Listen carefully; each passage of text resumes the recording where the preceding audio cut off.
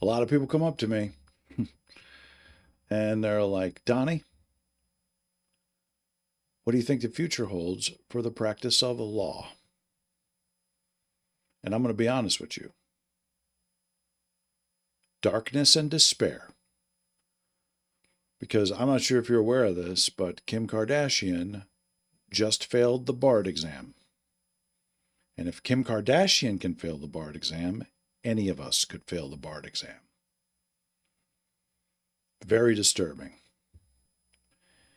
And, I really feel like somebody needs to look into this because for decades, people have come up to me and they've said, Donnie, you have a keen legal mind. And I say, I know I do. And they're like, well, who would you consider to be among your contemporaries in the area of legal thoughts and applicationisms? And the first name that's always come to mind is Kim Kardashian. So just to discover that she has failed, rattling, because I was going to take that test. But now it seems like maybe I should study for it first or something. So I propose that there are some acceptable substitutes that we should be able to offer in lieu of taking the BARD exam.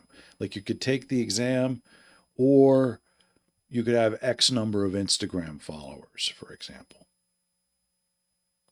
Because if you can convince somebody to follow you because you're wearing a bathing suit on Instagram, I don't understand why you just couldn't keep wearing that bathing suit into the courtroom and continue that power of persuasion before the jury. I mentioned TV shows. TV shows are definitely an alternate to passing that test.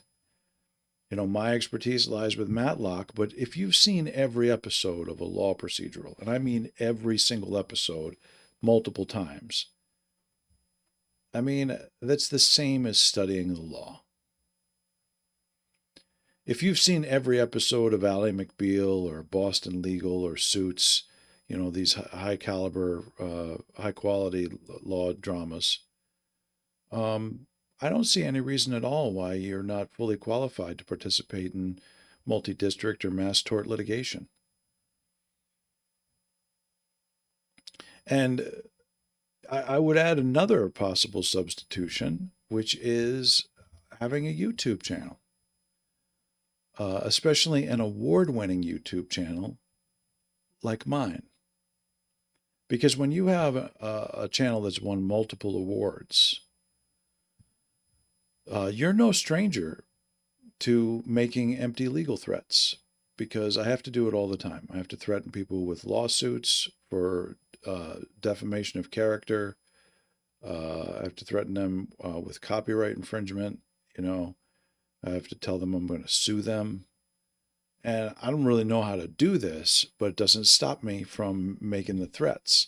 And I feel like if you make a certain number of threats, even if you don't completely understand what they mean, you should basically get credit for understanding it. Because at a certain point, where's the line, between not knowing what you're talking about and then not knowing, but still talking about it so many times that you kind of know what you are talking about? Is it difficult to know where one stops and the other begins?